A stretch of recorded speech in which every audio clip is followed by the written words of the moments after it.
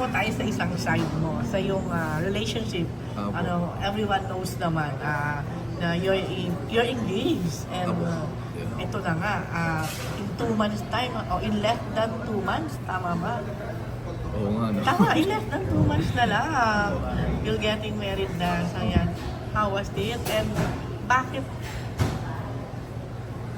pinili mong magpakasal na at a young age? Kasi yung iba ngayon, parang 40 na nga, ayaw pa eh. Mga gayok ngayon, di ba? Yan. Ano, Michelle is how young? yung ano po? Si Michelle, how young? Same age po kami. Ito, I don't want to be, di naman ako, I don't want to sound sentimental or anything, pero kasi me, growing up, diba, I grew up with my mom being a single parent, Yes. so never ko na yung tumayong airpods ko talaga is yung lolo ko. Yeah, I know.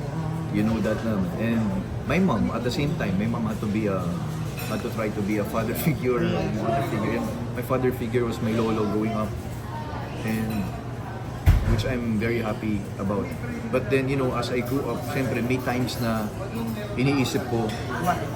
syempre I want to experience having a complete family. And yun, kaya growing up, I always looked at being in a relationship to be, serious. Never ako yung, alam mo yun, not taking things seriously when it comes to being in a relationship. So, I was always just praying, to meet the right woman na unang-una makakasundo ko yung mom ko. And I'm very blessed to have met Michelle. And I knew, actually, even before na naging kami, sinabi ko sa best friend ko, magiging asawa ko yan. Wow! Sabi ko. Grabe! At that time, ilang taon ka lang? 18? 18. Grabe! 18 or 19. Galing! Ano? As in, classmate ko siya eh. Okay, yun yung tatanungin ko. So, classmate kayo sa... Mag-classmate po kami nung second year college po. Sa Lasal? Sa Lasal. Okay. So, same course kayo? Same course. Okay. And then one time, naglalakad lang siya. After class, naglalakad siya, kasama ko friend ko. Pero ano Sabi ko, na siya? PBL na? yeah. UAAP siya, and then off-season nila, may PBL eh. Okay. So one time, tapos sabi ko sa friend ko, pare magiging asawa ko yan. And then sabi niya, talaga? Oh, promise, sabi niya. And then, I spoke to her one Wednesday. I remember that. Wednesday, Feb 7. Okay. Feb 7, 2018. I spoke to her during class. And then after class, we went out and got something to eat. And then, nung Feb 10, sabi ko, ay, gusto ko yung girl na to. And then, same month, Feb 28, naging kami na. Wow! Ayun. Feb 28. Feb 28. Yun na. So, Ayun. what it is with Michelle? At Um, sabi mo sa akin, she's your first. Yeah, it's my first. First ano? First and last. First and last. Wax naman. Oh, gusto ko yan. Yung ilan lang yung naano ko ng first and last. Ayun. What is with... Michelle, nasabi mo pa na siya yung makapangasawa ko. At a very young age pa rin, ha? Yeah, she's very understanding, very patient, and she's very beautiful.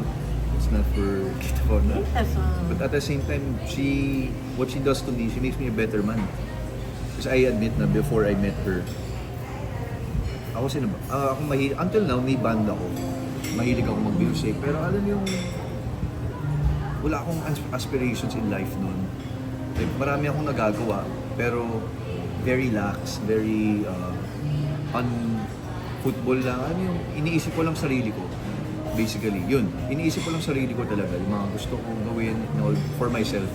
Pero when I met Michelle, my whole way of thinking changed. I became someone that, thought of others more.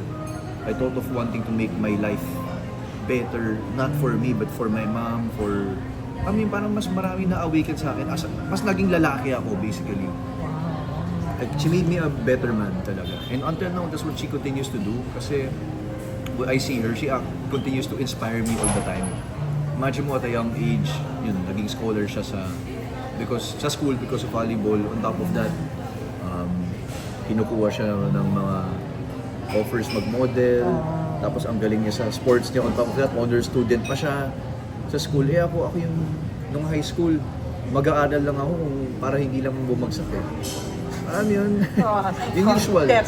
So parang dahil din sa kanya, biglang naging honor student ako sa college. Alam mo yun, parang she just made me a better man in all aspects. Pero parang kung siya first and last mo, siya din sa'yo. Sabi Yeah. parang sabi mo.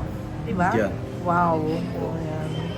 Ayan. So, serious. Yeah. Naniniwala ka doon na sa Christian kasi yun talaga ang goal dapat eh. Or I Yeah. mean, nagkataon lang. Nagkataon lang.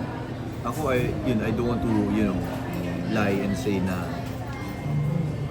yun yung goal ko from the first go. Pero I'll admit, may mga nakausap akong girls before, binasted ako or something. So, nagkataon lang Nagkataon talaga. lang. Pero galing ng pagkakataon. Opo. Pareho pa kayo. Yeah. And si Michelle, may mga nakausap din siya before pero hindi naman din serious. So si Michelle lang yung naging serious. Saka, you've been together for 7 years. 7 years na po. Grabe, yung 7 years na yun. Would you say yung pareho yung hilig sa sports? And, Oh yeah. nakita ko din parang pareho kayo into animals, Opo. mga pop. So, Opo. dalawa yan, would you say, sa bagay yung connection nyo?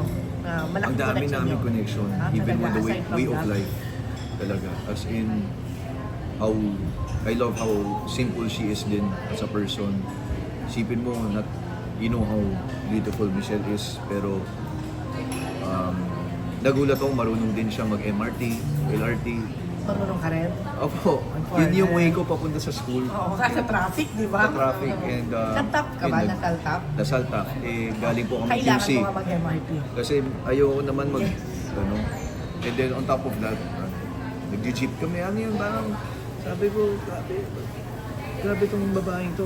Parang iba yung, kasi syempre nung una, before I met her, siya star player ng school, sikat, all of that. Pero makita sobrang simple ng buhay. Kaya yun yung hinahanap ko sa babae before pa. Gusto ko simple lang. And I guess growing up from where my environment, ayoko kasi ng maarte. So, Sino naman may gusto? ayoko ng maarte ng babae, ayoko yung masyadong high class, High maintenance. high maintenance sa'yo. Kailan mo na-realize na, sabi mo pala, nakita mo pala, sinabi mo na ito mapapangasawa ko.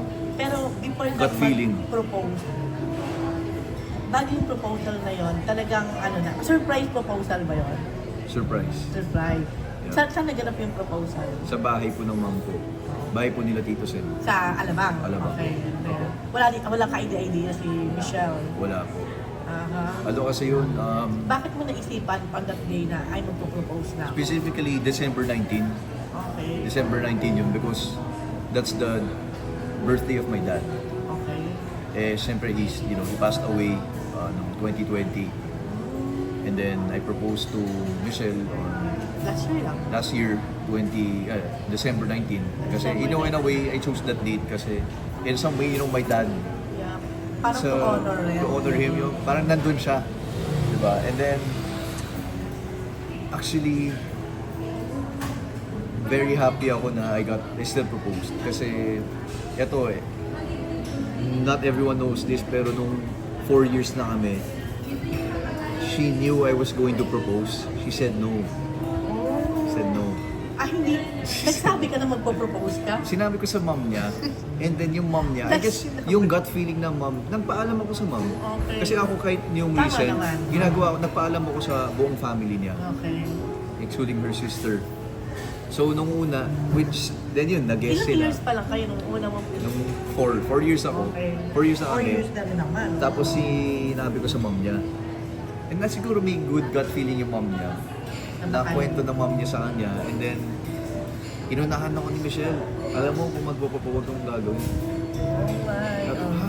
So syempre ako, sobrang...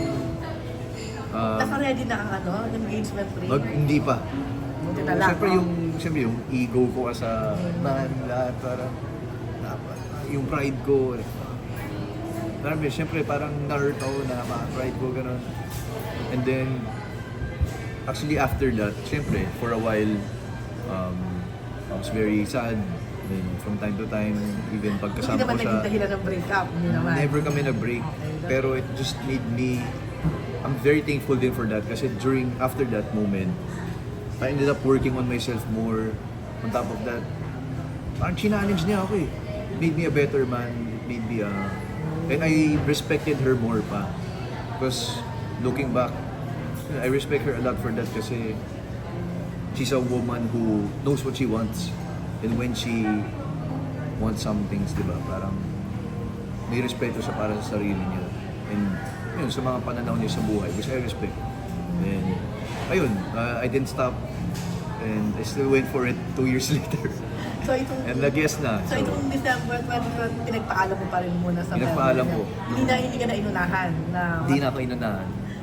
Siguro si Mami, naramdaman na rin naramdaman niya na parang right time ito. So yun, thankful din ako sa yun. Kasi yun, as years go by, she continues to, make me a better person. So this coming October 2025, kahit na wag na, Yeah. hindi naman yata ina-announce yung, Hindi pa po. Oo, yung actual, no? Wag na, makasuburin kayo. Joke lang. So, ano na, ready na, excited ka na on that big day, Opo. and at yung real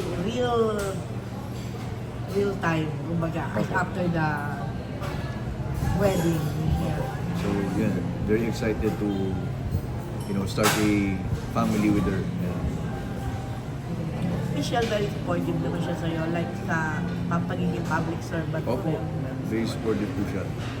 And yeah, I'm very supportive of her din. And favorite niya yung programs namin for pets. Mukha mo. Kasi very animal advocate po yan. Also me naman, pero I would see more on her. Siya yung nagpo-push sa akin lagi na ituloy yung mga program ko sa Free Capon, yung mga ganun. So, Okay. opo. So, kung sakali kasal na kayo, okay lang. Pwede pa rin mag-play si Michelle? Pwede naman po, pero ayaw niya. Ayaw na niya. Nag-retire na siya. Talaga? Opo. So, as in may time na, nung na-announce po niya yung retirement niya, may mga na-comment, magpapakasal niya. Ayun Baka na nga. pinapagbabawalan, ganun. Oo, Sa baka kanila. akala. Hindi Oh, ako. actually, maganda nga to. Siya lang. Pwede mo i-clear yan. Yan, siya lang yun. Bakit siya nag-decide to retire na? Pagod na siya eh. I guess on my point, di naman niya sinabi to, pero on my point of view, she's also a player na na-achieve niya lahat eh. Nag-podium finish na siya for the national team. Tapos with her old team, yung F2 Good Logistics. to end na rin nga Yeah. naman na. Podium finish sa national team. Sa dati niyang team, yung F2 Logistics, na ilang gold medals Pero sila. hindi siya nagko-coach ngayon. At team manager siya ngayon. Diba? Assistant team manager niya. So, she's still around. She's still around. Pero hindi lang as a player. Okay, congrats sa inyong dalawa. Thank you. Congrats with yourself. Yeah. And anything else? Baka meron ako hindi na topic, na tackle na you want to add?